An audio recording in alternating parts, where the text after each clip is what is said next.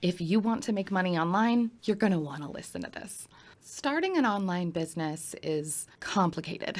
There are so many things you need to do and learn and understand and create. So many moving parts and pieces that you have to figure out before you can really have a successful online business. You've got to work on a content strategy, make sure your camera settings your lighting. Correct. Why can't I move the figure out why the slide is wrong? Spend time marketing, build community, post to TikTok, Twitter, Instagram, LinkedIn. What is happening on social media right now? It's a lot, and it can get really overwhelming really quickly. I have made a lot of mistakes in the many businesses that I have tried to start online. It's been quite a few, but this time I am determined to get this right. Although I must be doing something right already since I do have a paid sponsor on this program. Thanks for sponsoring this video, Super.fans. We're going to talk about them more later. But in all of this failing and learning and growing and failing and learning and growing in all of my various businesses, there are 5 things that I really wish that I would have thought about before I ever started any of this. And I'm going to share all of that with you now. Just for transparency's sake, I have made a lot of mistakes. I am not perfect. I have definitely not been able to do all of these things.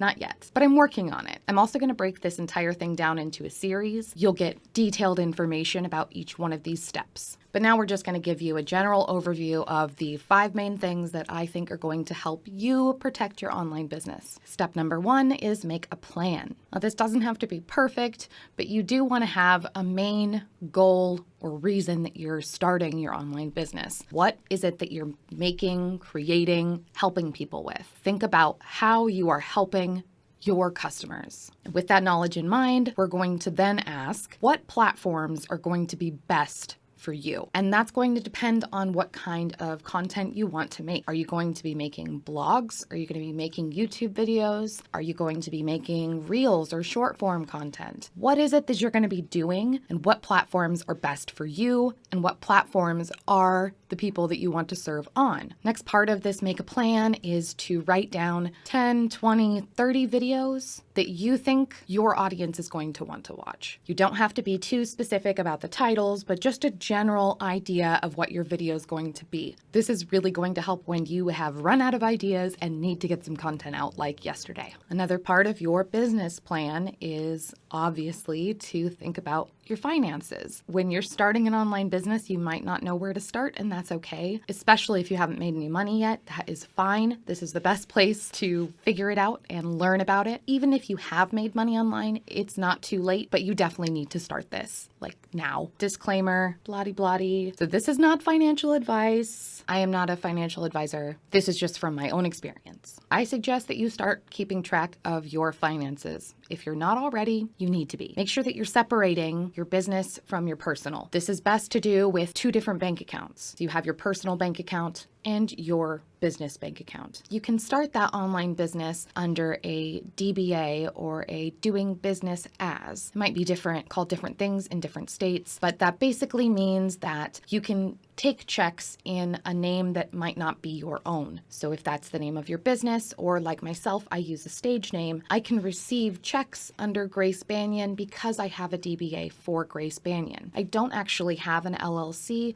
or an S Corp or any of that stuff set up yet. However, that is something that I'm currently looking into. And if that's something that you don't know anything at all about, you might want to start learning because it will come in handy later. For now, until you actually do set up your business, you're considered a sole proprietor if you're making money by yourself online with your business. Again, check with your local laws, talk to an accountant, talk to somebody who does this for a living. This is just some general advice. However, start budgeting for an accountant. It will save you a lot of time, money, and frustration. I cannot wait until I can afford one. Last part of this social media plan is to read the terms of service on whatever social platforms that you're going to be using. This is also going to include anything that you have an affiliate program with or any programs that you're going to promote. Also, different social media platforms have different different rules on what kind of content you're allowed to post. So while you're looking into seeing if you want an LLC or an S Corp or what kind of business you actually want to start when you get there, also look into some other things for your financial plan, like the cost of lawyer fees, the cost of accounting, how much insurance might cost, if you have any goods or products that you have to buy in order to make your content, write out a full year plan about how much that might cost if you were making consistent content. Think about this realistically and don't just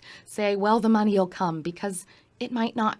And right away, it probably won't. No promises either way, but you can't guarantee it. Lastly, part of this make your plan is you want to look over the terms of service in whatever platform it is that you've decided to focus on. I do suggest only focusing on maybe 2, maybe 3 platforms when you're first starting, unless you have a team or you can pay somebody to help you with your social media plan. One platform is a lot of work, so really try to keep it as minimal as possible. You don't want to overwhelm yourself right in the beginning of figuring all this out. Step number 2 is to learn about internet safety. I'm not an expert on this, but again, I will be covering this in another video in many future videos, because this is really important to everybody. This is important to keeping you safe online, your business, your money, your personal self, everything. There's actually a really great live stream that I've linked down in the show notes. It's a big topic, and there's actually a lawyer, Emily D. Baker, that can break it all down for you. I will be breaking down that video eventually. For now, go watch it. It's so good. Take notes. It's fantastic. One thing that I really want to note from this video that you want to implement as soon as you can, and the sooner the better, because it is easier to set up at the beginning than to deal with this later and then change everything. Your emails are very important on how you set up all of your accounts and what you show to the public. You want to have 5 email accounts. 2 of them are going to be open to the public in public view, and the other 3 are going to be private. 3 that you keep hidden from any public view. You do not give this to anybody. The first one is for your banks, directly for your bank itself, not for PayPal or Venmo, but for your bank. The second one is going to be for any accounts that you sign up with, vidIQ, TubeBuddy,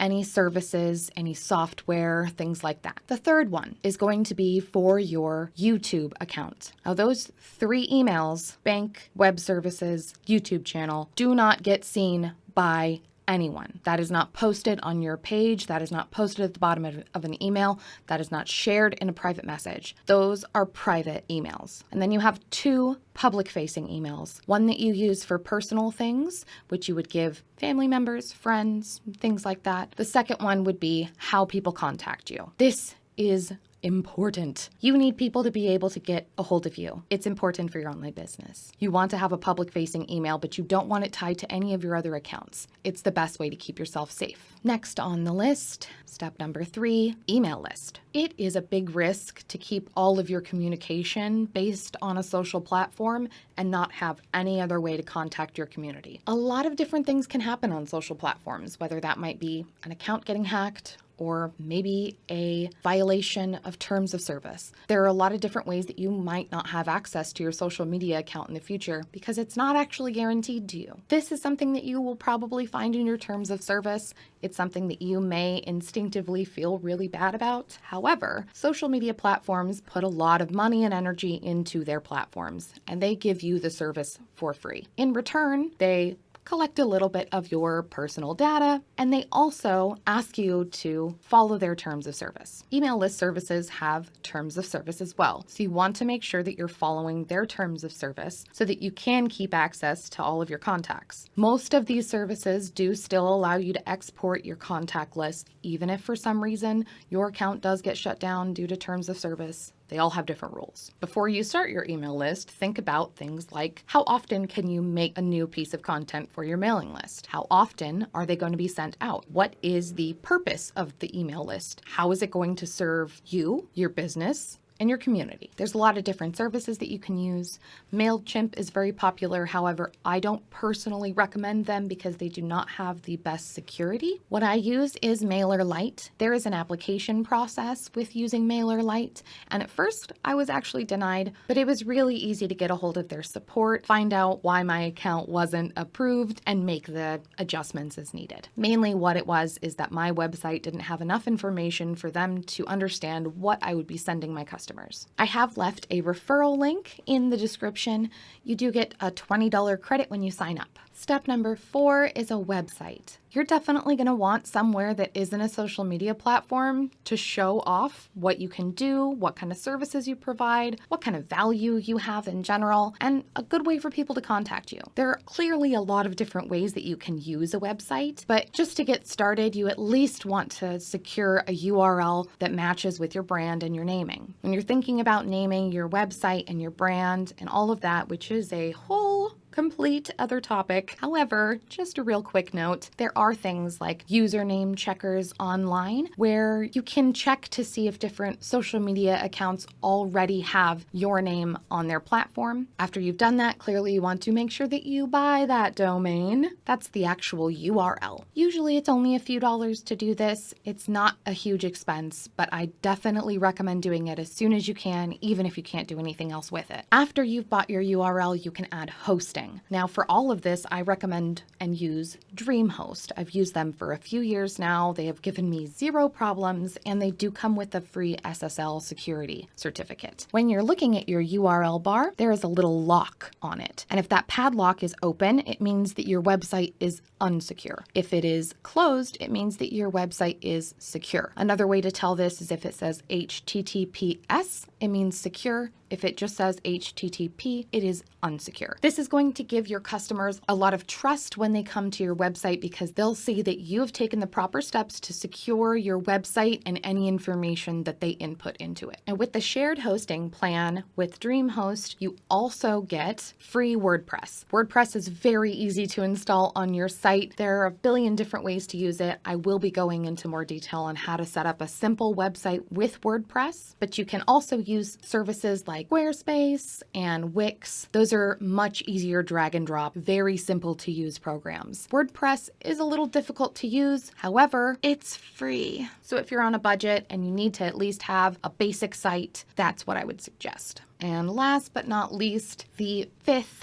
thing that you can do to protect your online business is to find support. Support and community when you're building an online business is probably the most helpful thing that I've done since starting my business. I tried to do things completely on my own for a long time. I have done things on my own for a very long time, probably for longer than I should have. But since I've been asking for help, since I've started to reach out to people in my community about how they do things, how I've done things in the past, what they do to fix their problems, how to avoid burnout, how to set up your camera, what's the best audio to use in this instance, what do I do when I need to go on vacation, a billion things that a community can help you answer. Sometimes you even just need help deciding on a topic or how something is titled, maybe thumbnail comparisons. There's so many different things that a community can help you with, especially one that is created for creators. There are a few places that I currently have a community, and you're more than welcome to find me there. I am in Clubhouse 5 to 7 days a week. 5 days a week, I am in a place called Coffee Talk. You should really join us. It's at 10 a.m. Eastern, Monday through Friday. And then I do have a weekly room in my own club, Creator Economy Insights. Both of those rooms are pretty open discussion, and most of the people there are creators, or at least very interested in the creator economy. Twitter is another place that I find other creators a lot. I feel like that's where we all live. It's been one of the best places for me to find other creators, especially other YouTubers, and be able to connect with them. I'm also a part of Awesome Creator Academy, which was created by Roberto Blake. It's a group membership program, not only a community aspect to it, but he has so many resources. I think we're going on 60 hours of resources, plenty of downloadable files, and a large community of creators who are there to ask questions, support each other, and figure things out together. And of course, you can always turn to my comments section. Even if I don't get to you, I am hoping that this turns into a community that starts helping each other. You see a question that you have the answer to, I would love it if you answered the question.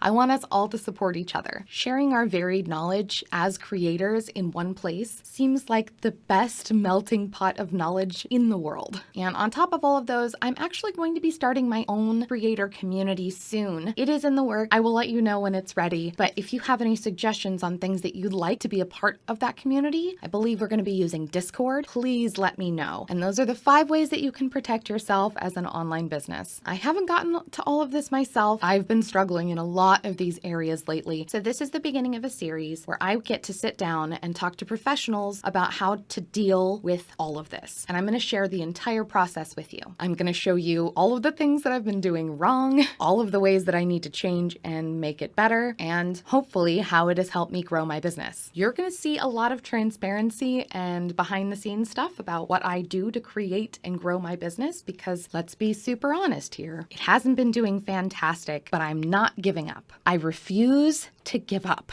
You don't typically get to see this whole behind the scenes building of a business process, probably because it's not very pretty, probably because it's full of a lot of ugly things, probably because it's full of a lot of struggles and things that aren't exactly business sexy. But I think that that kind of transparency is going to be extremely valuable for you to see. I've always been better at planning and coming up with the whole idea. Execution has never really been my strong suit, but hopefully this series will help keep me honest to my intentions. The details about all of this are still being worked on, but the team members at Super.Fans are probably going to be lending us their expertise so that we can figure all this stuff out. If you found value in this video, please like and subscribe, hit the notification bell, because when that series comes out, you'll want to be notified. Thanks again to Super.Fans for supporting a growing creator. On December 7th, they are launching their beta testing. So if you're interested in an integrations platform that will connect all of your favorite social media and software, giving you seamless integrations and allowing your workflow to be faster and more productive than ever, please join Super.Fans, because we would love to have you. And thank you for being here, Creator Economy Insights.